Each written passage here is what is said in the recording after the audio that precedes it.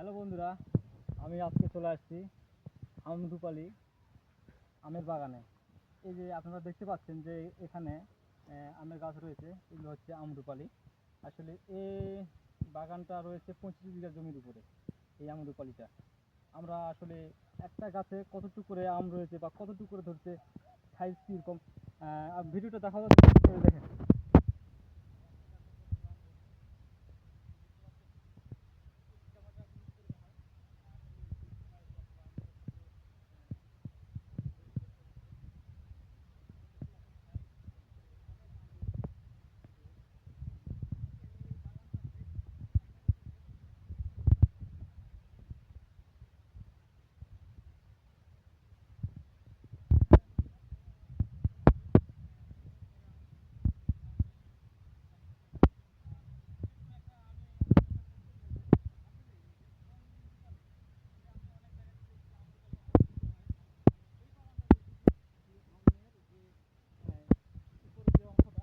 দেখো কী অবস্থা, এখানে অনেক স্পট। এই যে এখানে স্পট, আসলে এই স্পটটা কৃষির কারণে হয়েছে। তাহলে আমি যারা এই বাগানে যারা দেখাশোনা করে তাদের জন্য তাদেরকে আমি জিজ্ঞাসা করি যে, হ্যাঁ ভাই, যে এই বাগানটা যে আপনারা দেখাশোনা করতেছেন, তো আসলে এই যে স্পটটা, এটা কিসের কারণে হয়েছে?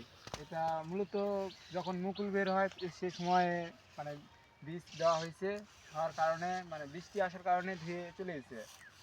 স্পটটা এই কারণে হয়েছে, স্পটটা এই কারণে হয়েছে। হ্যাঁ। তো আসলে এই স্পটটা এখন তো আমটা অনেক বড় হয়ে গেছে, হ্যাঁ। আসলে এখন পদ্ধতি যে আসলে এখন কি বীজ প্রয়োগ করলে আসলে উপরের যে অংশটা, এটা কি কোনো কিছু করা যাবে? না, এরকমই থাকবে।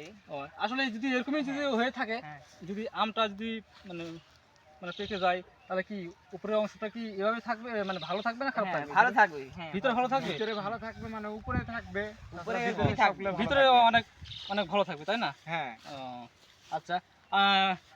বন্ধুরা, আপনারা দেখতে পাচ্ছেন যে আসলে এই এই যে আমগুলো রয়েছে, যে আসলে এই আমগুলো, এই যে স্পট, আসলে যে যারা দেখাশোনা করে, এই যে যারা হচ্ছে এই বাগানটা যারা দেখাশোনা করে, তারা বলতেছে যে আসলে এখানে স্পটটা থাকতে পারে, কিন্তু ভিতরে অংশটা স্পট থাকবে না, কারণ যেমনকার অংশ তেমনই থাকবে ভিতরে।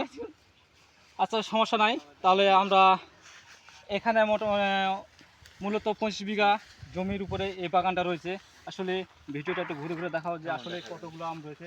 এই যে দেখেন, এদিকে কত আম ধরে রয়েছে, এই যে দেখতে পাচ্ছেন। আসলে আমরা অনেক বাগানে ঘুরছি, কিন্তু এরকম একটা স্পটের কারণে আসলে সমস্যা।